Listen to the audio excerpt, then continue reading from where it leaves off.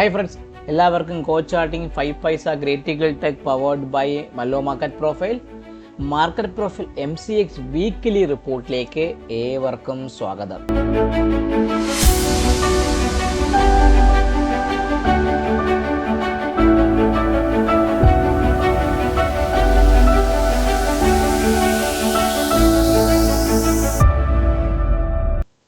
കഴിഞ്ഞ ആഴ്ചയിൽ M6 review ഉണ്ടായില്ലായിരുന്നു. അതിന് മുമ്പത്തെ ആഴ്ചയിലുണ്ടായിരുന്നു.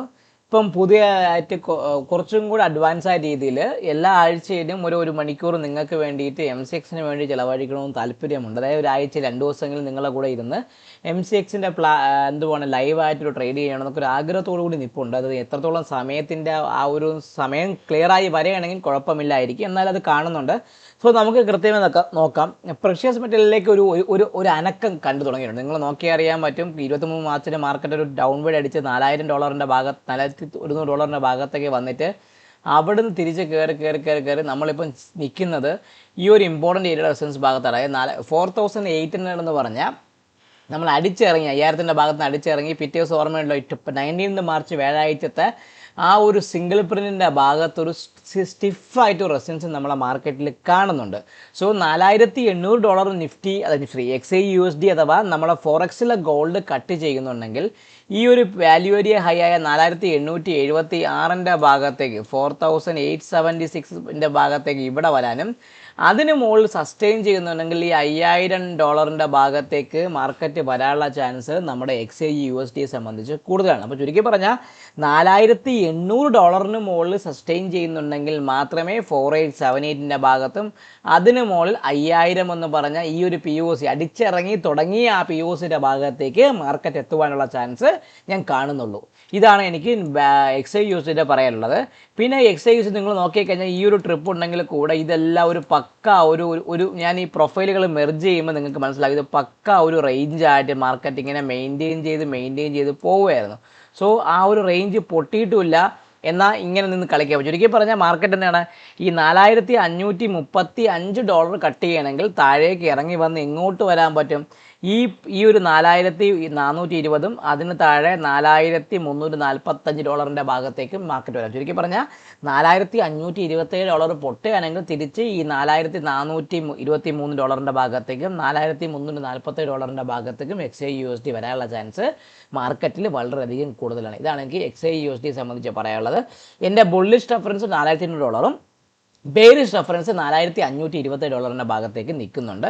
ഇതായിരിക്കും ഈ വരാൻ പോകുന്ന ആഴ്ചയിൽ മാർക്കറ്റിൽ വരാൻ പോകുന്ന മൂവ്മെൻറ്റ്സ് ആയിട്ട് XAUSD സംബന്ധിച്ച് കാണുന്നത്.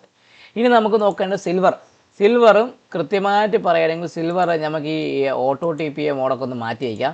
സിൽവറിനെ സംബന്ധിച്ച് പറയുകയാണെങ്കിൽ ഇന്നലെ ഒരു സ്പൈക്കൊക്കെ മാർക്കറ്റിലേക്ക് കണ്ടു. നിങ്ങൾ നോക്കിയാൽ അറിയാൻ പറ്റും, രണ്ടാം തീയതി ഒരു സ്പൈക്കൊക്കെ കാണിക്കുന്നുണ്ട്. പക്ഷേ ആ സ്പൈക്കൊക്കെ എത്രത്തോളം വന്നു എനിക്കൊരു ഉറപ്പില്ല. കാരണം സിൽവറിനെ സംബന്ധിച്ച് പറയുകയാണെങ്കിൽ ഈ ഒരു റേഞ്ചിനകത്ത് കിടന്ന് കളിച്ചുകൊണ്ടിരിക്കുകയായിരുന്നു ആശാൻ. ആ റേഞ്ച് പൊട്ടുമെന്ന് പ്രതീക്ഷിച്ചു, ആ റേഞ്ച് പൊട്ടിയിട്ടുമില്ല മാർക്കറ്റ്. നിങ്ങൾ നോക്കിയാൽ ഇങ്ങനെ ഈ ഒരു റേഞ്ച് ഇങ്ങനെ മെയിൻറ്റെയിൻ ചെയ്ത് നിൽക്കുകയാണ്. അപ്പോൾ ചുരുക്കി പറഞ്ഞാൽ സിൽവറിനെ സംബന്ധിച്ച് പറയുകയാണെങ്കിൽ ഈ $4,670 പൊട്ടുകയാണെങ്കിൽ സിൽവറിലൊരു സെല്ലിങ്ങിനെ കുറിച്ച് ചിന്തിക്കാവുന്നതാണ്. അത് നമുക്ക് എങ്ങോട്ട് വരാനും $68 ഭാഗത്തേക്കും തിരിച്ച് $66 ഭാഗത്തേക്ക് വരാം. ഈ $66 പൊട്ടുകയാണെങ്കിൽ തിരിച്ചിറങ്ങി ഈ കഴിഞ്ഞു പോയ $62 ഭാഗത്ത് $63 ഭാഗത്തേക്ക് വരാനുള്ള ചാൻസ് കൂടുതലാണ്. അപ്പോൾ ചുരുക്കി പറഞ്ഞാൽ $68 പൊട്ടുകയാണെങ്കിൽ താഴേക്ക് ഇറങ്ങി $63 $61 ഭാഗത്തേക്ക് വരാം. ഇനി സെല്ലിംഗ് എന്ന് പറഞ്ഞ് നിങ്ങൾ നോക്കിയാൽ സെല്ലിംഗ് അല്ല, ഒരു മൊമെൻറ്റം ഞാൻ പ്രതീക്ഷിക്കുന്നുണ്ടെങ്കിൽ $77 മുകളിൽ സസ്റ്റെയിൻ ചെയ്യുന്നുണ്ടെങ്കിൽ മാത്രമേ ഞാൻ ഒരു മൊമെൻറ്റം പ്രതീക്ഷിച്ച് ആ മൊമെൻറ്റം ഈ ഒരു POC ആയി $81 $83 ഭാഗത്തേക്ക് പോകാനുള്ള ചാൻസ് ഉള്ളൂ. അപ്പോൾ ചുരുക്കി പറഞ്ഞാൽ സിൽവറിനെ സംബന്ധിച്ച് പറയുകയാണെങ്കിൽ $77 ഒരു ബുള്ളിഷ് റെഫറൻസ് ആയിട്ടും $68 ഒരു ബെയറിഷ് റെഫറൻസ് ആയിട്ട് മാർക്ക് ആക്കിയും $77 മുകളിൽ $83 ഭാഗത്തേക്ക് പോകാനും $68 താഴെ $61-62 ഭാഗത്തേക്കും വരാനുള്ള ചാൻസ് മാർക്കറ്റിൽ കൂടുതൽ കാണുന്നുണ്ട്. ഇപ്പോൾ റേഞ്ച് എസ്റ്റാബ്ലിഷ് ആയിക്കുന്നത് $77 $68 ഇടയ്ക്കുള്ള റേഞ്ചാണ് ഇപ്പം എസ്റ്റാബ്ലിഷ് ആയിക്കുന്നത്. ഗോൾഡിലാണെങ്കിൽ $4,527 $4,800 ഇടയ്ക്കുള്ള ഈ ഒരു ഭാഗത്തേക്ക് റേഞ്ചും ഗോൾഡിൽ എസ്റ്റാബ്ലിഷ് ആയിട്ട് ഇപ്പം മാർക്കറ്റിൽ കാണുന്നു. ഇതാണ് എനിക്ക് പൊതുവെ പറയാനുള്ള ഒരു അപ്സൈഡ് റെഫറൻസ് ലെവലിൻ്റെ കാര്യത്തിൽ നമ്മൾ നോക്കേണ്ട കാര്യം. ഇതാണ് ഇപ്പോൾ പ്രഷ്യസ് മെറ്റലിനെ സംബന്ധിച്ച് ഞാനൊരു റേഞ്ച് എസ്റ്റാബ്ലിഷ് ചെയ്യുന്നുണ്ട്. ഒരു ബ്രേക്ക് ഔട്ട് നമ്മൾ ട്രംപ് യുദ്ധം അവസാനിപ്പിക്കുകയാണെങ്കിൽ അതൊരു ബ്രേക്ക് ഔട്ട് തന്ന് മാർക്കറ്റിനെ മുകളിലോട്ട് കൊണ്ടുപോകാനുള്ള ചാൻസും എക്സ്പെർട്ട് രീതിയിൽ പ്രതീക്ഷിക്കുന്നുണ്ട്. ഇല്ല എങ്കിൽ താഴേക്ക് ഇറങ്ങി വരാനുള്ള ചാൻസ് മാർക്കറ്റിനെ സംബന്ധിച്ച് കാണുന്നതാണ്. ഇതെല്ലാം ഡിപ്പെൻഡിങ് അപ്പോൺ എക്സ്ചേഞ്ച് USD കുറിച്ച്, അല്ലെങ്കിൽ ട്രംപും ഇറാനും തമ്മിലുള്ള ബന്ധത്തിൻ്റെ ഊഷ്മളത കൂടുന്നോ അതോ വഷളത കൂടുന്നു എന്ന് നോക്കിയിട്ടായിരിക്കും മാർക്കറ്റ് ബിഹേവ് ചെയ്യുന്നത്. അതനുസരിച്ചായിരിക്കും പ്യുവർലി പ്രഷ്യസ് മെറ്റലിൻ്റെ ഒരു മൂവ്മെൻറ്റും വരാൻ വേണ്ടി മാർക്കറ്റിൽ പോകുന്നത്.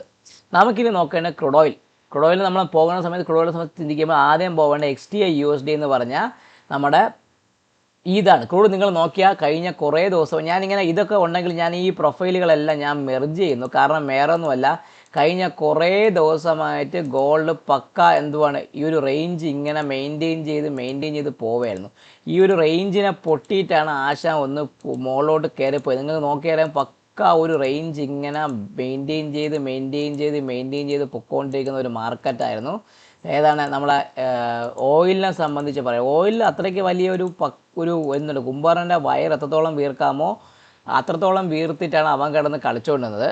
അപ്പം ഈ ഒരു $80 എന്ന് പറഞ്ഞാൽ $99 മുകളിൽ സസ്റ്റെയിൻ ചെയ്ത് നിന്ന് ആ ഒരു ട്രെൻഡിങ് അപ്പായിട്ടാണ് മാർക്കറ്റ് ക്ലോസ് ചെയ്തിരിക്കുന്നത്. സോ ക്രൂഡ് ഓയിലിനെ സംബന്ധിച്ച് പറയണമെങ്കിൽ $105 മുകളിൽ സസ്റ്റെയിൻ ചെയ്തിട്ടുണ്ടെങ്കിൽ ഈ $111 ഭാഗത്തേക്കും അതിന് മുകളിൽ ഈ ഒരു $120 ഭാഗത്തേക്കും പോകാനുള്ള ചാൻസ് വളരെ കൂടുതലാണ്.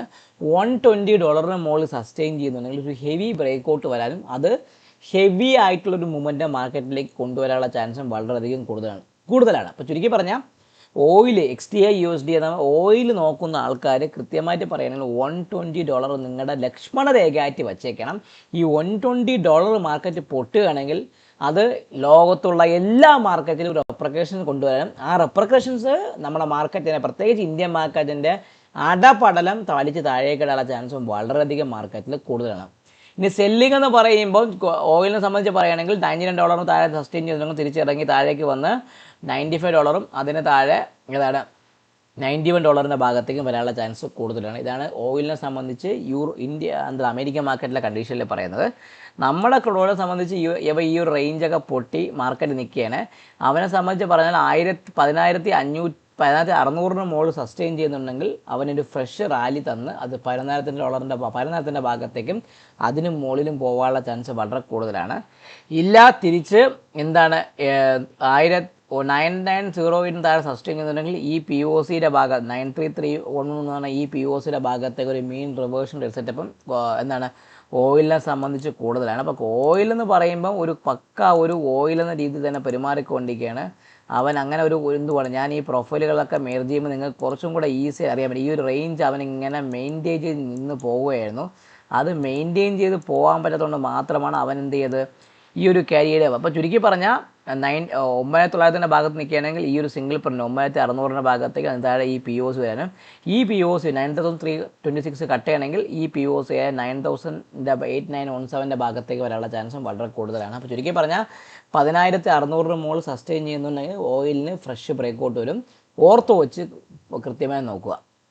നാച്ചുറൽ ഗ്യാസ് ഒന്നും നടക്കുന്നില്ലല്ലോ എൻ്റെ നാച്ചുറൽ ഗ്യാസിൽ എന്ന് വേണമെങ്കിൽ ഞാൻ പാട്ട് പാടിക്കൊണ്ടിരിക്കാം.